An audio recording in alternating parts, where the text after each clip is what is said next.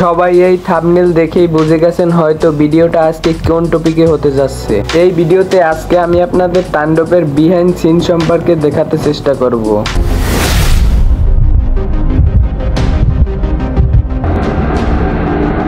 ছবিটিতে কত সুন্দর নির্মম দৃশ্যে শুটিং করছেন আমাদের মেগা স্টার। প্রথম অবস্থায় তাণ্ডবের শুটিং চলাকালীন অবস্থায় অনেক শুটিং ভাইরাল হওয়ার কারণে এবার অনেক গোপনীয়ভাবে শুটিংটা করা হচ্ছে। এরপর তারা চার দেয়ালের মাঝখানে শুটিং করে যাতে কেউ ভিডিও করে ভাইরাল না করতে পারে আগেই ছবির মূল কাহিনী।